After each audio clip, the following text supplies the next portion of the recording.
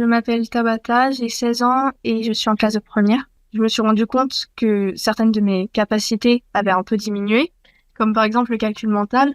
En crise de migraine, je vais être incapable de faire un calcul mental tout simple, même niveau première, même niveau primaire. Et ce qui est compliqué, parce que je suis en première avec spécialité maths. Et en plus de ça, je vais pas comprendre la consigne du problème. Donc je vais me frustrer d'abord parce que j'arrive pas à comprendre la consigne. Et si je la comprends parce qu'on a réussi à m'expliquer, ça va être encore plus compliqué parce que j'arriverai pas à faire le calcul de moi-même. Il va falloir que quelqu'un m'aide.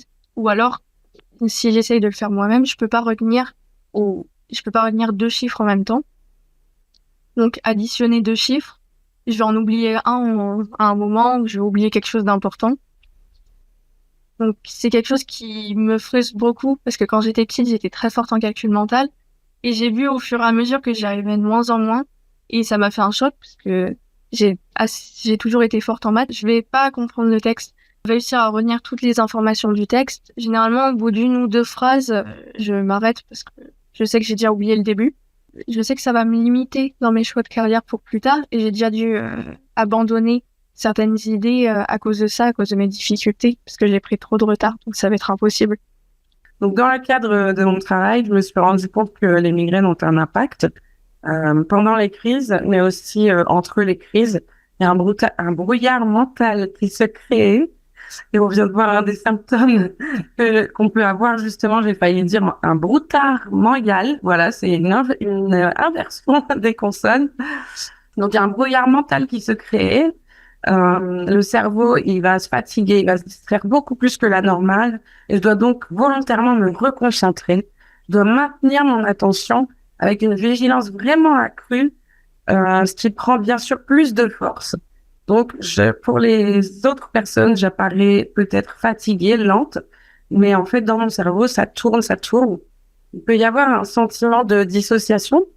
J'ai conscience que j'ai perdu le fil ou que j'arrive pas à retrouver le fil, mais plus j'essaye de le retrouver, plus c'est en roue libre dans mon cerveau.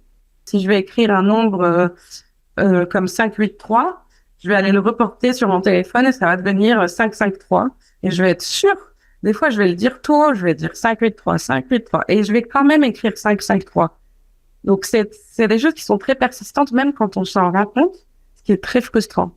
Ça crée donc des émotions forcément qui sont à fleur de peau, une irritabilité, parce qu'en plus de tout ça, il y a une grande douleur, une grande fatigue.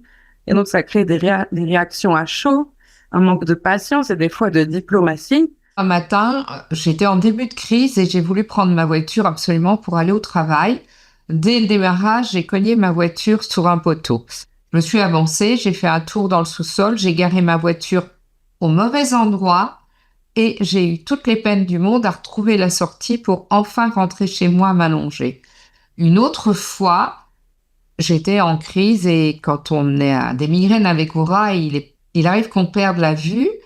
Je me suis retrouvée coincée entre la penderie et le mur de l'entrée.